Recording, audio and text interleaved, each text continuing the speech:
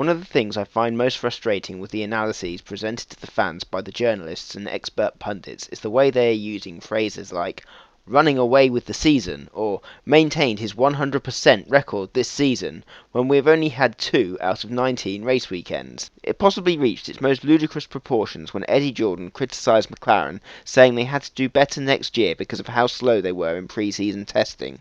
Seriously? The clue is in the name. Testing. You could spend the whole month running cars made out of angel delights so long as when you turn up for the first race you are fighting for wins. So while Vettel won the first 2 races, and probably doesn't even need to turn up in China to still be leading the championship going into Turkey, with 17 races left on the calendar, for someone to suggest he is going to walk it based on 2 race victories is forgetting that in both instances his primary opposition had their races hampered by poor reliability, bad luck, and strategy calls I can only assume were being made by Mr. Bean. This is not to take anything away from Vettel. In both races he has kept a cool head, maintained a comfortable gap to the car behind, and has consequently cruised to victories whilst his competitors have ended their races confused, angry, and in Petrov's case, in a similar level of pain as Wile E. Coyote would usually be in after failing to catch the Roadrunner. After the tepid start in Australia, the entire Malaysian Grand Prix race weekend did not disappoint, from the first qualifying session where the Lotuses threatened to be the first of the new teams to get through to Q2 on merit. In the end, they were only 0.6 of a second slower than the slowest driver from an established team, and are definitely putting forwards a good case for being on the sport on merit, as opposed to being there to make up the numbers. Indeed, they were closer to the Williams of Maldonado than they were to the Virgin of Glock, meaning the Virgins and the HRTs are now the only competitors in Formula One's Division B. However, as HRT managed to qualify within the 107% time, it has to be said that all the new teams have made progress in relation to the established teams, although given their design philosophies of either CFD only or a million monkeys at a million sketchpads for designing F1 cars, it has to be said that it is hardly surprising they are so far off the pace.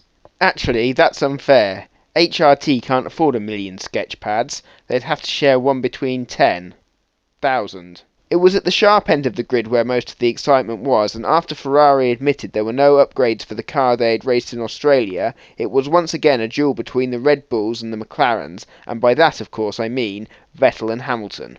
Despite people predicting that the aerodynamic nature of the middle sector of the Sepang International Circuit would be a huge advantage to Red Bull, the McLarens were able to stay within a tenth of the second, meaning that their extra horsepower on the straights made it a surprisingly even fight. However, the stakes were raised in Q3 when Lewis Hamilton opened the session with what is quite possibly the best qualifying lap anyone has done this season. While his second run was marginally faster, and Vettel's final run faster still, the opening lap by Hamilton was breathtaking to watch. The circuit was improving all the time, which probably accounts for the later runs being faster. However, when the dust settled and the top 4 cars were spread over a gap less than 0.4 of a second, it emerged just how epic the qualifying session had been. After a masterclass in precision during qualifying, the race produced a wildcard when the Renaults of Petrov and Heidfeld seemed to teleport into 2nd and 5th place, trapping the McLarens and allowing Vettel to build a comfortable lead. Despite having a faster car, the best KERS, the ability to deploy DRS, and being considered by many the ultimate overtaker in the sport today, Hamilton was unable to find his way past the supply driver, prompting McLaren to try tweaking his strategy to get him past. McLaren are very much a by-the-numbers team in such that they have the biggest mission control centre outside of Houston and enough supercomputers to beat the Starship Enterprise in a maths test. But they must have employed HAL 9000 to make their strategy calculations today based on the way it totally sabotaged Lewis Hamilton's race. The man who had inspired so much awe in qualifying seemed to drop off the radar in the second half of the race, but not in the way a stealth bomber does, more in the way a stealth donkey does, that has 3 legs. And is dead. In fact, had Alonso thought to mention that Hamilton was invisible, it might have excused him from the 20-second penalty the stewards gave him after the race. A penalty for accidentally clipping his front wing on a competitor which only served to hinder his own race. This is the sort of thing we have seen in many races in the past, from Hamilton on Massa in Australia 2010 to the slightly more extreme case of Mark Webber on Heikki Kovalainen in Valencia. Given that Mark Webber caused Heikki to retire, as well as seriously damaging a DHL advertising board, He would have needed a 3-race suspension and jail time to make Alonso's penalty proportionate.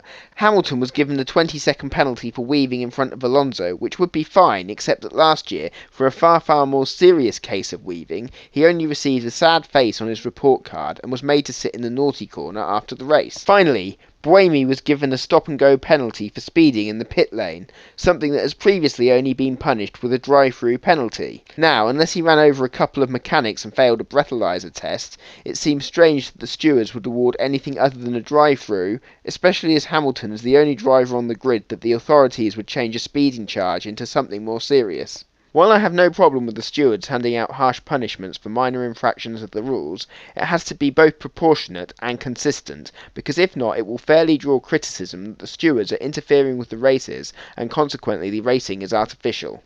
I am still not sure what to make of the Malaysian Grand Prix. However, without wanting to be hypocritical, it was a very significant race. This is because it pretty much followed the template that the FIA had set out for all their changes. We saw tyres falling apart and many DRS assisted overtakes. However, despite a brilliant opening half to the race, the second half seemed more of a race of attrition than an epic charge to the flag. Picking a driver of the day is surprisingly easy though. None of the front runners really put in an outstanding performance, either through having a difficult race or in the case of Vettel, a fairly easy one. I was tempted to give it to Heidfeld, but the driver that I felt really stood out for me was Kamui Kobayashi. He was fast in qualifying, fast in the race, and fought harder and fairer than any of the other drivers in the field today. Kamikaze go by Bashi, he is not.